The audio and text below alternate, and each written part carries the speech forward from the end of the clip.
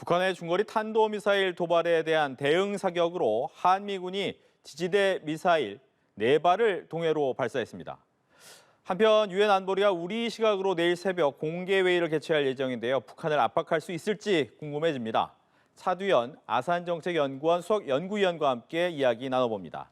안녕하십니까? 네, 안녕하십니까? 네, 최근 북한의 실험이라고 해야 될까요? 네네. 공격이라고 해야 될까요? 굉장히 시간이 짧은데도 많이 나왔어요. 그렇죠. 이유가 뭘까요? 근데 지금 그 북한 입장에서는요, 네. 뭐 제일 처음 생각할 수 있는 건 일단 우리 능력을 있는 대로 다 보여주겠다. 북한의 능력을. 예, 예. 네. 그러니까 그 이제 5차례 단거리 미사일을 발사한 거는 이제 시간대가 다양하잖아요. 여러 지역에서 언제 어느 지역에서든 쏠 수 있다라는 걸 보여주는 거고요. 이제 그 다음 단계로 아마 사거리를 늘려가는 것도 보여주는 것 같아요. 단거리뿐만 아니라 우리가 가지고 있는 옵션은 중장거리도 있고 장거리도 있다는 걸 보여줄 것 같고요. 다만 이게 지금 이쪽 ICBM 발사 가능성까지도 앞으로 이어질 수가 있다라고 봅니다. 네. 다만 이거를 핵실험하고 그러면 그 다음에 핵실험이 곧바로 이어질까? 이거는 그동안 북한 핵실험이 왜 그동안 이 기술적인 뭐 물리적인 준비는 이미 6월달에 네. 그 북한이 폐쇄한다고 공언했던 풍계리 핵실험장 갱도를 다시 복원하면서 언제든지 가능한 상황이었거든요. 이게 왜 늦춰지는가와 관련해서는 여러 가지 지금 요인들이 추정이 되고 있는데요. 그 요인에 따라서 또 곧바로 이어질 건지 아닐 건지는 변수가 있기 때문에 지금 아마 곧바로 점점 거리를 늘려나가다 ICBM이고 핵실험 이렇게 이어질 것 같지는 않아요, 사실은. 그렇다면 실험은 하겠지만 핵실험까지는 바로 연결되지 않을 수 있다. 예, 그럴 가능성이 있습니다. 저는. 네. 근데 궁금한 거는 과연 그렇다면 핵실험은 할 것이냐라는 부분입니다. 바로 네네. 연결까지는 안 되더라도 올해나 할 수 있느냐. 예, 예. 논리적 모순이 안 되려면 핵실험을 하는 게 맞아요. 왜냐하면은 지금 우리가 북한의 탄도미사일들의 거리가 어떻게 되든 이 관심을 집중시키고 있는 이유 중에 하나는 이 탄도미사일들이 결국 핵탄두를 탑재할 수 있기 때문이거든요. 그렇죠. 근데 이제 그 북한이 공언한 대로 네. 그 핵무력 사용에 대한 법령도 이제 공표를 했고 또 앞으로 그 핵 능력을 계속 늘려나가려면 결국은 탄두가 새로 설계가 돼야 돼요. 아, 이 탄두를 새로 설계된 탄두를 실험을 하고 그리고 이제 핵탄두를 양산을 해야 되겠죠. 네. 그렇게 되려면 핵실험을 해야 됩니다. 핵실험 그렇기 때문에 아마 제가 보기에는 북한이 내부적인 어떤 어려움이나 여건이 없으면 금년 내에 핵실험을 할 가능성이 크고요. 네. 북한이 과연 어떤 그 시기에 핵실험을 하느냐에 따라서 그동안 북한의 핵실험을 이렇게 조금 질질 끌게 한 유예시키는 원인이 뭐였냐가 이제 지금 밝혀질 거예요. 예. 가령 뭐 중국 공산당 대회 끝나자마자 했으면 중국이 그동안 시진핑 시대 개막을 앞두고 좀 너무 시끄럽지 않기 위해서 북한에 영향력을 행사했다고 볼 수가 있고요. 10월 16일 이후에 한다면. 예. 네. 그 10월 중에 안 하고 11월 미국 중간선거가 끝난 다음에 하면 미국 정치 상황이 어떻게 돌아가는가를 보고 북한이 협상력을 극대화하기 위해서 했다라고 볼 수가 있고요. 그런데 11월도 지나가고 금년 내에도 잘 하고 있지 않다 그러면 네. 이게 북한 내부적으로 지금 뭔가 지금 속사정이 있는 게 아니냐. 다시 말해서 주민 불만이 좀 위험선에 있기 때문에 먼저 내부적으로 다독거리는 과정이 필요하다든가 이런 계산이 지금 작용하고 있다라고 볼 수가 있는데요. 우리가 여기서 다만 유의해야 될 것은 지금 엄밀하게 얘기하면 계속 거침없이 자기 이 무력을 보여주고 그렇죠. 있는 거거든요. 그러다 보면 잘못 나오는 게 북한 만능론에 빠질 수 있어요. 제재를 해도 북한은 소용이 없고 압력을 줘도 북한 여기에 별로 해협받지 않을 거고 결국 북한은 핵 보유국이 될 거다. 그리고 실제로 언제라도 핵을 사용할 사태가 될 거다라고 얘기를 하시는 분들이 있는데 이게 한번 보면은요. 북한 같은 경우에도 뭐 우리 잘 쓰는 말로 하면 스텝이 약간 꼬이고 있는 거예요. 왜냐하면 순서상으로 보면은요. 네. 일단 핵실험해서 새로 그러니까 핵탄두를 양산할 수 있는 능력을 보여주고 그렇다면 그다음에 잠깐, 이걸 실어나를 수 있는 네. 다양한 수단이 있다는 걸 보여주고 난 다음에 이제 우리는 언제든 핵을 사용하도록 법령으로 보장한다. 이게 순서상 맞거든요. 근데 순서가 좀 꼬이고 있단 말이에요. 그리고 어떻게 보면 이렇게 집중적으로 능력을 과시하겠다는 의지로도 볼 수가 있지만 예. 이렇게 짧은 기간 내에 지금 하고 있다는 건 북한도 지금 뭔가 시간에 몰려 있다는 얘기예요. 초조하다는 얘기죠. 그 반증이라는 면도 한번 유의를 해서 관찰할 필요가 있다고 봅니다. 예. 중간에 얘기를 하나만 더 질문을 드리고 싶은데 예. 그동안 그렇다면 북한은 핵탄두의 소형화는 끝난 겁니까? 아니면 그 부분이 앞으로 좀 더 남은 겁니까? 지금 아마 북한이 이 발사한 발사한 이제 지금 화성 12계열 같은 경우나 이런 장거리 미사일 같은 경우에는 아마 기존에 가지고 있는 핵탄두로도 그 발사 거리를 약간 이제 이 희생을 하면 저는 실을 가능성도 있다고 봅니다. 다만 네. 지금 그 9월 25일부터 10월 1일까지 계속 초반에. 발사를 했던 단거리 미사일 같은 경우에는 아무래도 훨씬 더 좀 소형화된 그리고 경량화된 핵탄두가 필요한데 이거는 새로 설계가 필요할 것 같아요. 그렇다면 이제 말씀하신 것처럼 그러면 스텝은 약간 꼬였을 수도 있다라고 하는 부분이 네. 말씀하신 것처럼 꼬인 이유가 중국일 수도 있고 미국일 수도 있고 내부적인 문제도 네네. 될 수도 근데 이제 있다. 제가 얘기한 건 북한 핵실험을 이렇게 지금 좀 늦춘 원인은 여러 가지일 수가 있고 근데 전체 프로세스 스텝이 꼬이는 거는 북한도 나름대로 지금 이 상황이 계속되는 것이 지금 초조하자는 얘기예요.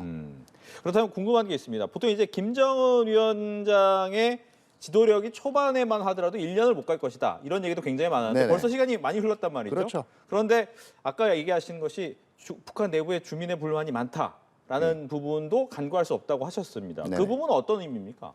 네, 왜 결과적으로는 있는지. 네. 북한의 독특한 정치 이데올로기가 사실 북한에서 지금 최고 지도자가 되려면은요. 그 북한의 이 주체 사상이라든가 혁명 가계론 같은 거를 종합해서 보면 그 김일성 일가가 아니면 최고 지도자가 되기가 힘들어요. 그 정통성에 지금까지 도전할 세력이 없었고 워낙 이 사회적인 억압 장치들, 다시 말해 사람들 잡아가둔다든가 감시한다든가 이런 그 장치가 선대부터 발달이 돼 있었기 때문에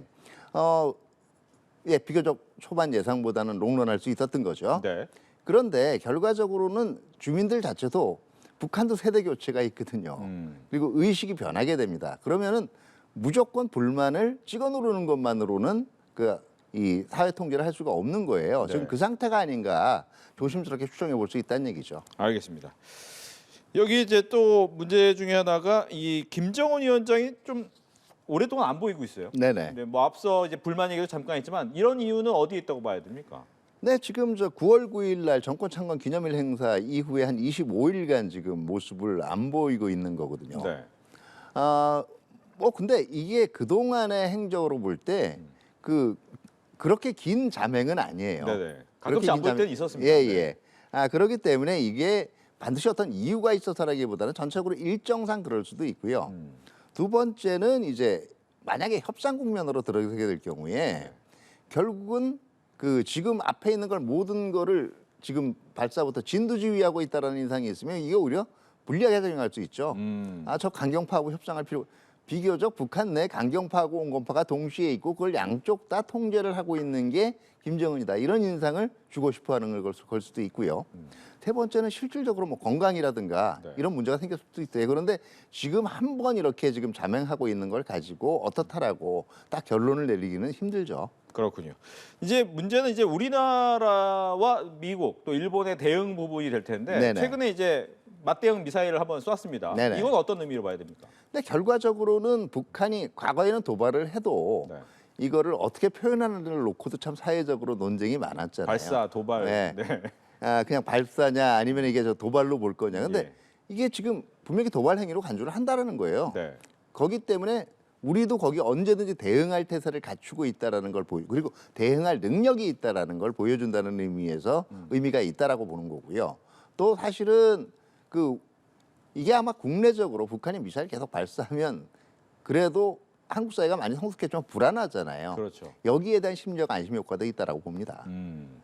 이제 미국의 레이건함도 돌아오고 네네. 일본 같은 경우에도 내일 뭐 대통령과 지금 통화를 하겠다라고 그렇죠. 하는 부분은 이제 한미일 공조가 오히려 더 공고해질 수 있다. 그렇죠. 오히려 북한이 도발을 하면 거기에 밀려서 타협적으로 나오는 것이 아니라 예. 분명하게 결연한 우리가 같이 대응을 해나가겠다는 의지를 보여주는 걸 수도 있고요. 그 대표적인 게 지금 레이건 항모가 다시 이제 돌아오고 있는 거예요. 네. 이건 굉장히 이례적인 경우 중에 하나고요.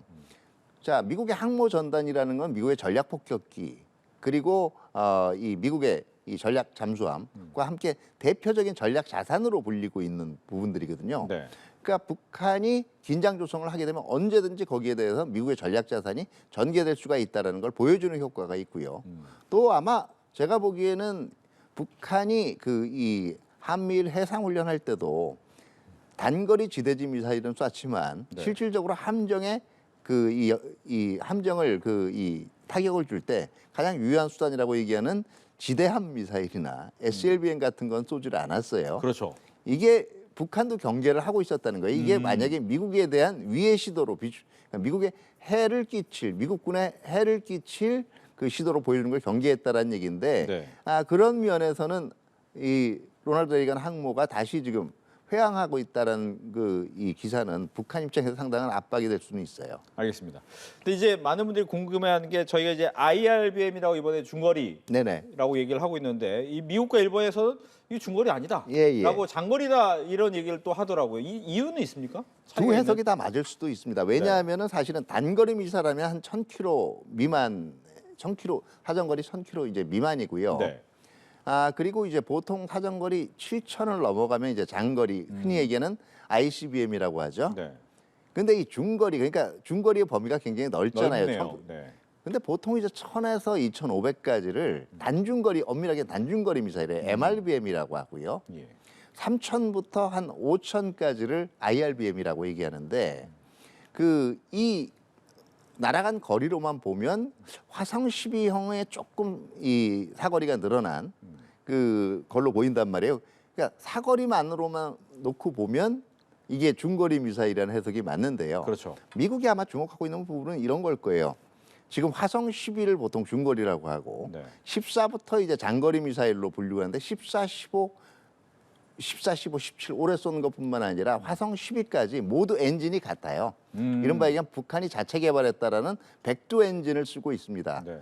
문제는 엔진을 이제 묶어서 함께 쓰는 클러스터링을 어떻게 하느냐. 그리고 따라서. 엔진 노즐이 몇 개냐에 따라서 이 차이점들이 있는데 다시 말해서 화성 12형 이상부터는 언제든지 경우에 따라 사거리를 늘려서 장거리 미사일로 전환할 가능성이 있다라고 보는 거고요. 미국 측에서는.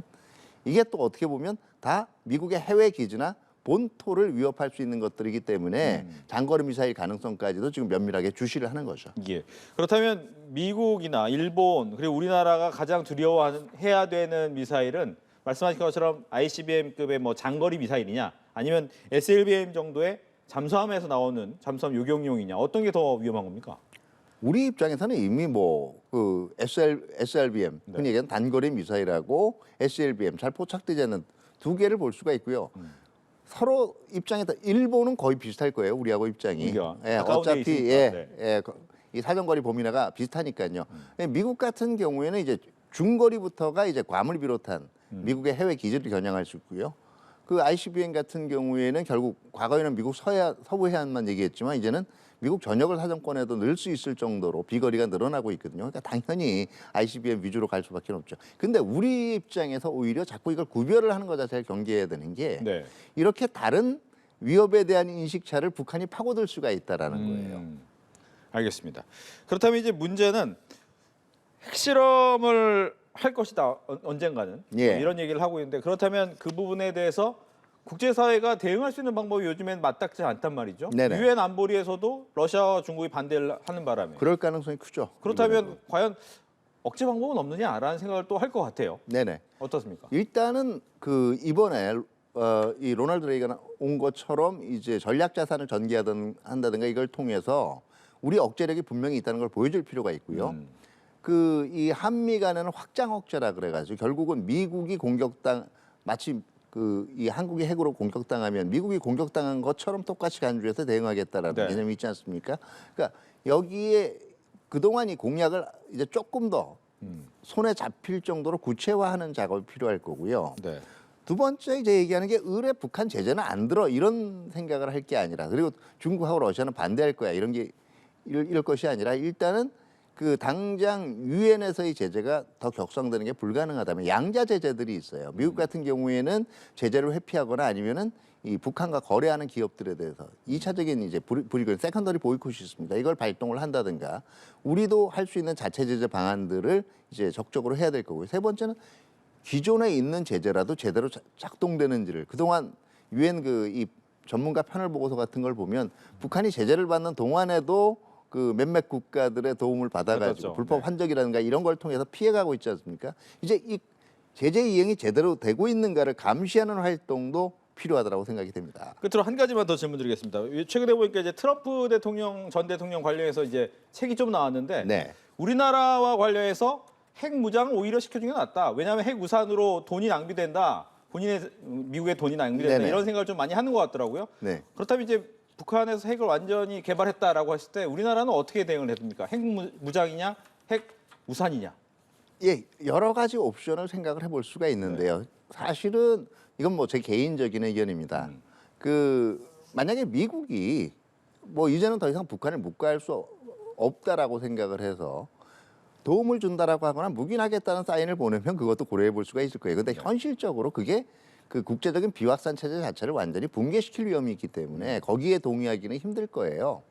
그렇다면 결국 그 다음 옵션으로 하는 게 확장 억제를 실제 실물적으로 보이게 하는 문제죠. 네. 그러니까 지금 그냥 단순히 협의 기구 자체를 어떻게 기획을 같이 하고 그 북한이 핵무력을 사용을 했을 때 연합 차원에서 핵을 사용할 수 있도록 기획 기능이라든가 협의 기능을 강화를 하는 조치도 있을 거고요.